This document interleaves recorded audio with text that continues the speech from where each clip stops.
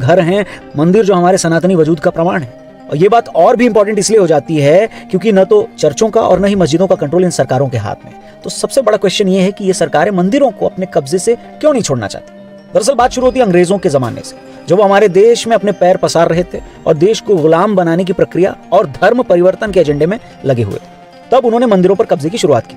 1925 में उन्होंने the Madras religious and charitable endowments act बनाया, जिसमें उन्होंने राज्य के सभी धार्मिक संस्थाओं पर कब्जे की कोशिश की। लेकिन मुस्लिम और क्रिश्चियन समुदायों के प्रोटेस्ट के बाद एक्ट को रीड्राफ्ट किया गया और 2 साल बाद एक्ट का नाम बदलकर the Madras Hindu religious and endowments act 1927 कर दिया और बाकी समुदायों को छोड़कर सिर्फ हिंदुओं पर इसे लागू किया गया। लेकिन देश आजाद होने के बाद भी कहानी बदली नहीं। तब भी सरकार ने HRCE एक्ट 1951 लागू करके उसी परंपरा को आगे बढ़ाया। HRCE माने Hindu religious and charitable endowments act 1951, जो स्टेट गवर्नमेंट को मंदिर अपने कंट्रोल में लेने की ताकत देता है। अब उसी HRCE एक्ट को अमेंड करने की मांगे उठने लगी हैं और मांगे उठने की कुछ वजह भी हैं। पहली बात तो ये कि जिस सेक्युलरिज्म की दुहाई हमारे देश में तमाम पार्टियां और नेता दिए फिरते हैं, ये उसी सेक्युलरिज्म के सिद्धांतों का विरोध है। और जनता भी यही पूछती है कि जब मस्जिदें सरकार के कंट्रोल में नहीं है, चर्च नहीं है, तो फिर मंदिर क्यों। दूसरी बात यह कि हमारे देश का संविधान भी सरकारों को रिलीजियस इंस्टीट्यूशंस चलाने की इजाजत नहीं देता है, तो फिर ऐसा क्यों। और तीसरा ये कि कोई कम्युनिटी या समाज अपने मंदिर, मस्जिद, चर्च, गुरुद्वारे कैसे भी चलाए, ये उनका मैटर। इसमें सरकार उन्हें अपने कंट्रोल में लेने वाली कौन होती है। सुप्रीम कोर्ट तक अपने 3 जजमेंट्स में राज्य सरकारों को मंदिरों को सोसाइटी को वापस देने का निर्देश दे चुका है, लेकिन राज्य सरकारें कि उनके कानों पर जूं तक नहीं रेंगती और आज भी 15 प्रदेशों की सरकारें अपने अपने राज्य में मंदिरों को कब्जाए बैठी।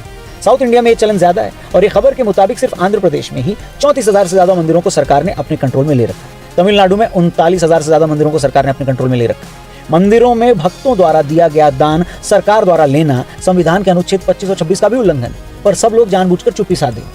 एक उदाहरण के तौर पर तिरुपति बालाजी का मंदिर, जिसमें मैसूर के महाराजाओं, चोला पल्लव डायनेस्टीज के राजाओं द्वारा दान में दी गई बहुमूल्य वस्तुओं के 2 साल पहले गायब होने की खबर आई थी, जिसके बारे में बताया गया था कि उन्हें स्मगल करके बेच दिया गया। अब बताइए, जब किसी काम को टेम्पररी नौकरी समझ के किया जाएगा तो नौकरियों में किया जाने वाला ये मानवीय भ्रष्टाचार भी उस सिस्टम का अंग बन जाएगा। पता नहीं ये बातें सरकारें कब समझेंगी।